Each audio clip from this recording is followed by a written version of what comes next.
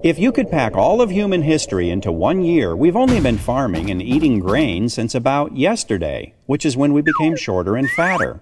We only started consuming processed vegetable oils about 10 minutes ago, which is when heart disease became our #1 killer.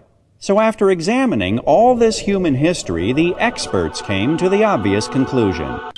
We need to eat a lot more of these. And so they convinced us that human health depends on foods we didn't eat for more than 99% of our entire existence. How did this happen?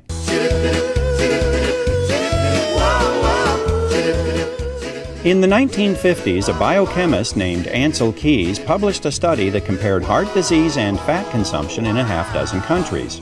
The more fat, the more heart disease. The trend line was unmistakable. Just one little problem. Keys left out countries where people eat a lot of fat but have very little heart disease, like Holland and Norway. He also left out countries where people don't eat much fat but do have a lot of heart disease, like Chile. In fact, Keys had reliable data from 22 countries, and the results were all over the place. But you can't make a big splash in the scientific community with a trend line that looks like this. So Keys did what any dedicated researcher would do. He threw out the data that didn't fit and published his results. His punishment for this bit of scientific chicanery was to get his picture on the cover of Time magazine.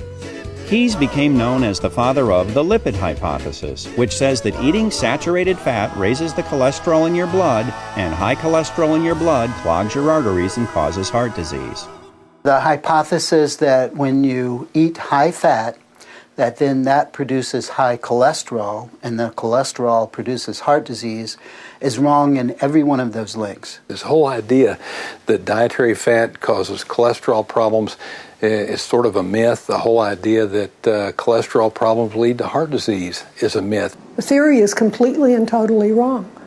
It was a theory that was made out of whole cloth and then pushed. The term artery clogging saturated fat, it's as though it's all one word. It's become part of the zeitgeist. Everybody knows saturated fat is bad for you, but when you get back and you start looking at the medical literature and you root back through to find out where this whole idea came from, it's bogus.